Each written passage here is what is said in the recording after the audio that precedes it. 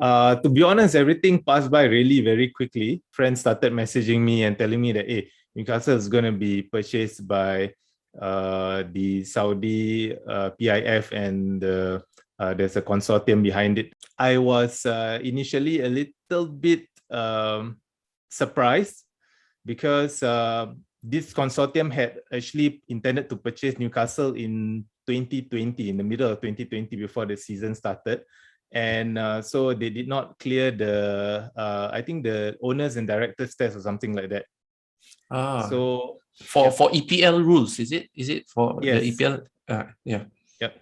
So I think the two main issues at that point in time that was brought up was on piracy, the something to do with the be-in, the broadcasters, and then the other one was on the owner of the PIF, sorry, whether it will be the Crown Prince or whether it will be the Saudi royal family. So is it now? Okay, so what I understand is that it dragged on for quite some time, and so why I said I was quite surprised was that it was like it felt like it was almost dead for about a year already, and I think most fans were just like getting along and thinking about the season and how we're going to be relegated at this rate.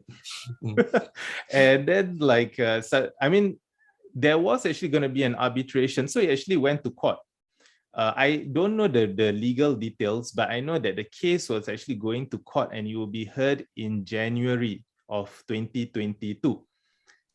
So, what UK government court, is it? Yes, oh, correct. Okay, I see. So yeah, so I think it was meant to be settled at that point in time. So more or less, I was kind of looking forward for January to see any updates, how it will materialize and that kind of thing. But then suddenly, yeah, friends message me and then say that Newcastle takeover is going to be completed.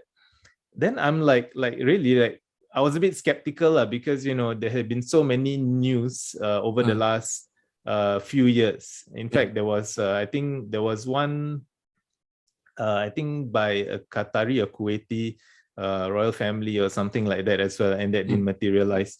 So yeah, and then suddenly it was a whirlwind, and then the next thing I know is that yesterday, just before I went to bed at around 1+, I was waiting for the news and it was confirmed. What do you think happened? What kind of triggered this to suddenly happen?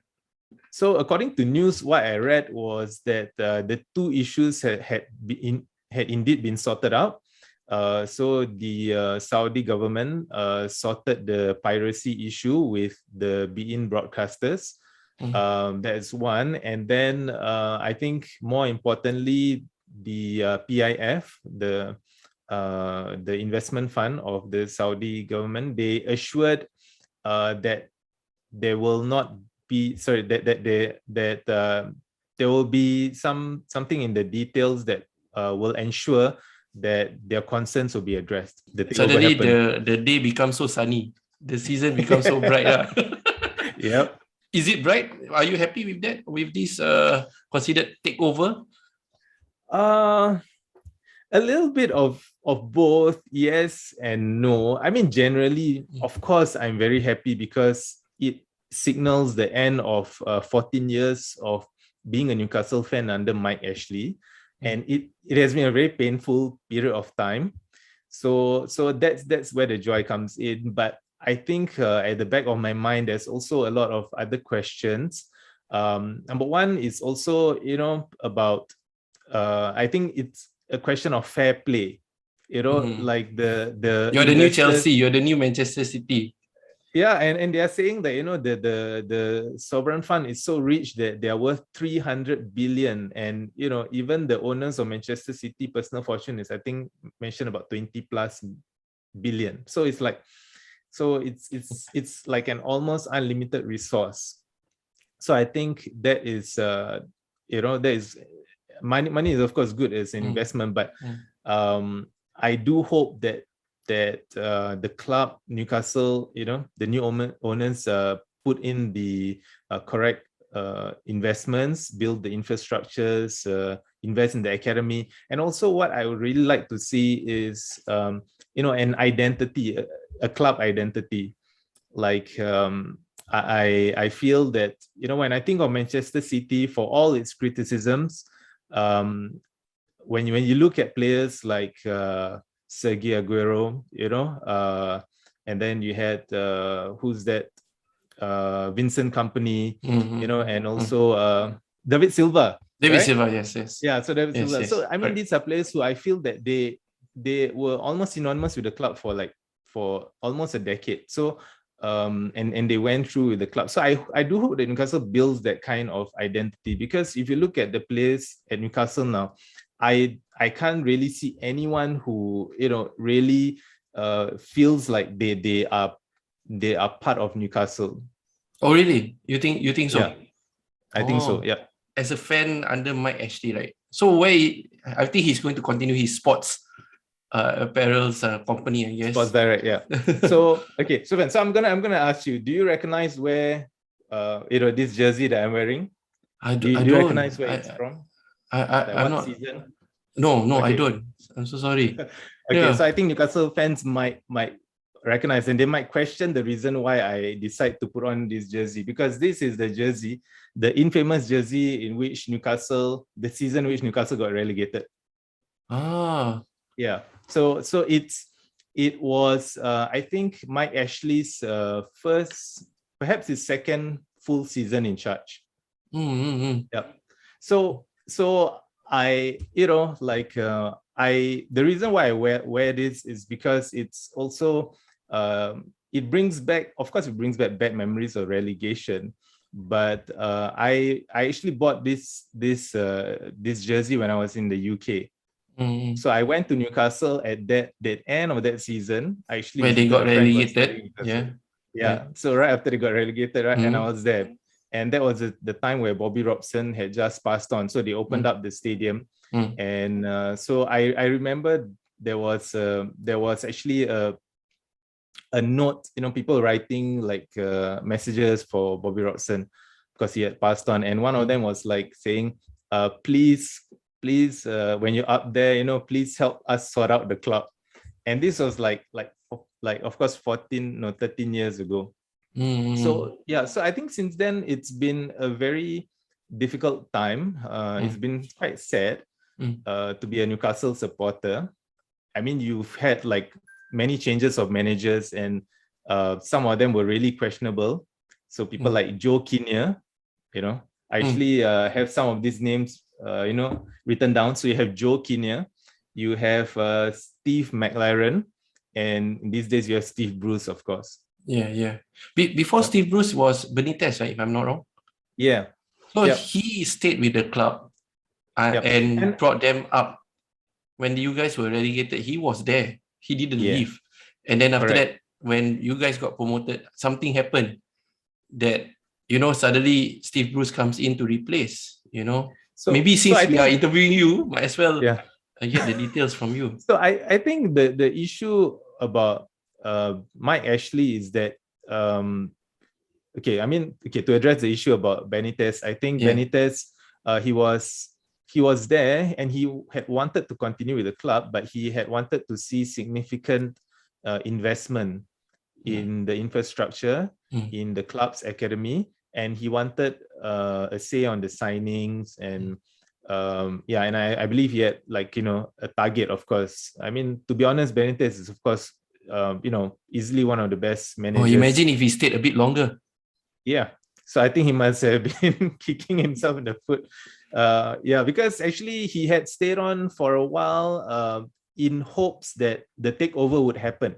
Because I think he was really interested to lead Newcastle into the new era. And as Newcastle fans, I think I was interested to have Benitez, because I really liked Benitez as a Newcastle manager.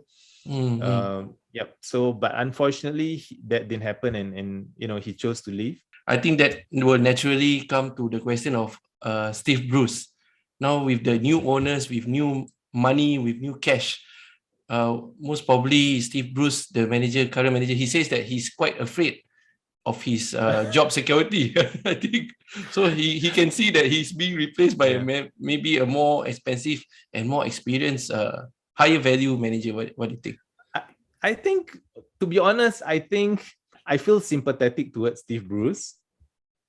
That's probably not a kind of feeling shared by all Newcastle fans, but I do feel a bit sympathetic because, to be honest, 3 years ago when he was appointed, is it 2 or 3 years ago? I think perhaps 2 years ago when he was appointed as Newcastle manager, he was the only one who was willing to work with the current regime, and all the other managers had decided that they didn't want to have any part of it. That's true. Yeah. So yeah, but unfortunately, he's not a great manager. And I think for the last 2 years, it's always been a question of what is happening on the pitch. One or two great results, and then terrible stretch of results. And then I think in recent games, he has always been defensive, and then suddenly the last few games, if you have noticed, he's been, Newcastle have been playing, quite a rather attacking brand of football. And so it's a bit perplexing.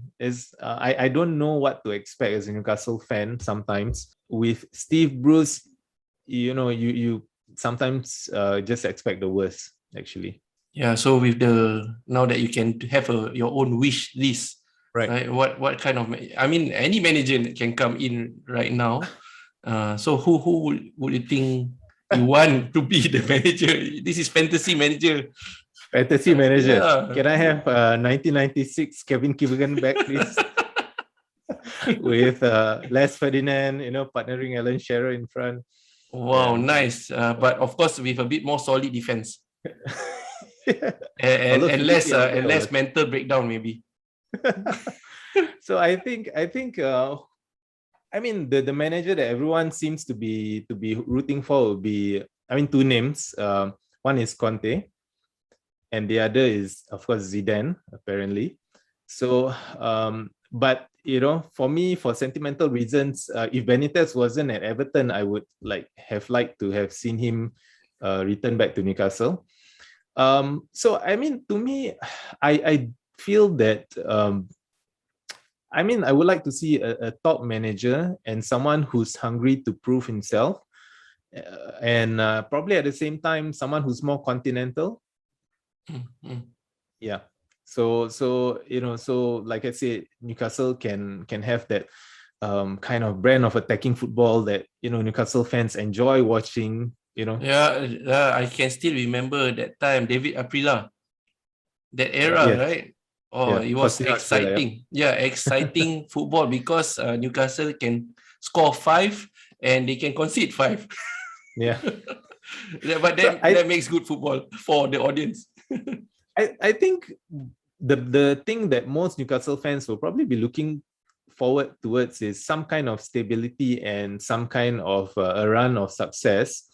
To me, the last time I really enjoyed being a Newcastle supporter was probably during the time of Bobby Robson. Yeah, that time, Robson was a real, I feel that he was one of the best managers that Newcastle had during that era. He was tactically sound, astute, and he could bring out the best in players, So we had I think almost average players sometimes, I remember names like Aaron Hughes, Stephen Glass, was it, and Nikos nice. Dabizas. Okay. If you remember Nikos Dabizas. So these are and then you had Gary Speed, of course you had Shearer, Robert Lee and all. So I think that was a great period of time to be a Newcastle supporter, and Newcastle were challenging for the top 3 during those times. Yes. And then, unfortunately, we dropped down to Graham Souness, and for a while he was okay. He was okay. Yeah. He was okay, but I think he was a disciplinarian, so the players didn't really get along well with him. I remember like players like Laurent Robert leaving because they couldn't get along with him. So beyond that, I actually, to be honest, one of my favorite support managers before Benitez was actually Chris Hughton. Oh, never heard of him. Oh, actually. So he's the manager that brought Newcastle back from the Championship to the Premier League. Yep, I see. And that season, Newcastle were pretty much on fire when they came back onto the Premier League scene. I remember they beat. I think they beat Sunderland the time where they'll be like 5-1 or something like that. That was the season that there was Kevin Nolan, Joey Barton, and Andy Carroll was just coming up. Nice. And yeah. And soon he was sold to Liverpool. I think the very same season that Alan Pardew took over. Yeah. So as a non-Newcastle fan, I can only recognize Saint Maxima and Amiron. Is it Amiron? Today, is it? Yeah. For this recent seasons. So what is the future of the players, you think? Will it be immediate? Will this, let's say, manager change and player change, do you think it will happen this coming transfer window and this season? I think it might be immediate because Newcastle is, they're 19th at the moment. So I really think that the investors would not want, the new owners, they would not want to risk, letting it letting this run faster and end up being relegated and threatened. And you're expecting an overhaul? Probably no, because they do have to abide by the financial fair play rules. But I think some areas that Newcastle need, they definitely need a solid striker. And strikers are usually the ones that signal a new era, right? So perhaps we will see a new striker. I'm not hoping for someone like Mbappe or something, but to be honest, I can't think of a Lacazette. You want Lacazette? Okay. You want to give Lacazette? Yeah. Even Oba also recently I've been 50-50. Right. Would you want that kind of quality? To be honest, if you had offered Lacazette or Oba, at the beginning of the season, I would have just said, yeah, come on, boy, that would be I wouldn't mind having them. Would you consider Martial, the striker for Manchester United? Well, I think maybe for half a season, perhaps, if he's keen. But these kind of things you will never know, I suppose. I'm quite a realistic Newcastle supporter, or rather, for the past 15 years, Newcastle has been so used to mediocrity that I can't even name a world-class striker that I think will join Newcastle. Maybe it's a slow build in terms of players coming in, because you guys got to go into Europa first for more perhaps better players to consider and say, hey, we are playing in Europa, Champions League. That's what Arsenal Arsenal is going through right now. That's why we signed Ramsdale. And Ben White. And I think Ben White, okay, yeah. Thank you, Ben White, for being on my fantasy Premier League team for the first 2 games. Really, I don't have any Arsenal players in my fantasy league. Thank you for trusting them. Thank you for trusting Arsenal players. I don't even have any Newcastle. Yeah, I don't even have any Newcastle players on my FPL team. I had Wilson, but when he was injured, then I had to take him off. And so I think back to the question, I think that I do hope that there will be some kind of slow build, some kind of some kind of logical thinking process about building the identity of the team, building the the identity as in how they're going to play. I also hope that that the money isn't going to be an incentive to just splurge on players and then you'll have flops. That's not something that I really would like to see, especially for all that Mike Ashley has been criticized. I think that he actually did a pretty good job at keeping Newcastle afloat in terms of their finances. Yeah. Now that you said it, right? So to have that identity, right, I think it starts off with the manager, right? The manager and the team that he brings in. So that would have to change first. So managers will come in and say, okay, this is my vision, what we can do and all that. These are the players that I can work with, right? So that will be the first thing that would happen. You think so? Yeah. Right. Yep. Okay. Since we are interviewing you, looking at your results, you just lost to Wolves 2-1, and your next opponent is Spurs. Spurs, right? Yeah, at home, at your home, right? Will this be motivation? I think it will actually. Yeah, I mean, not so impressive, right? A lot of draws. You guys had drawn with Watford, Leeds, and Southampton, and you lost 4-1 to Man U, and of course losing to Wolves 2-1. And Wolves' win rate has not been great this season after they lost their manager, right? So, what is your expectation? What is your expectation for this season at the end of it? And what have what's your take on the performance so far? I think, to be honest, the performance has been confusing and terrible. Confusing because there are times when they play well. Actually, the Man U game, I thought that they played pretty decently actually in the first half until they conceded that very silly goal in injury time. If I remember correctly, I think their possession, they had good possession. Decent, I would say. Considering that was Ronaldo's first game, and I think that they were frustrating Man U, and they were actually like attacking, but I think once 2 goals, they actually equalized, right? They actually equalized. So I remember jumping and like really celebrating it was some kind of cup final victory. Nice. But but then they couldn't match against Man U 4-1. They lost.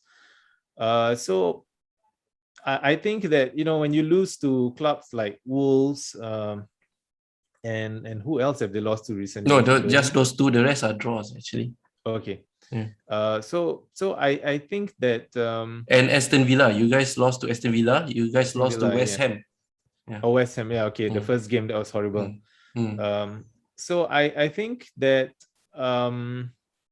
okay. So the Spurs game. So I think that Newcastle are gonna have a bit of bounce in the first game, especially either way. So if Steve Bruce is still in charge, then he might want to have something to prove. I think that the players would probably feel a bit excited with the new managers, and they'll feel a bit encouraged. And Spurs' form hasn't been great as well. I think they haven't been winning the last 2 or 3 games. So I think that might be a little bit of an upset on the cards. But I think a lot of the results beyond that will depend on who the Newcastle manager is.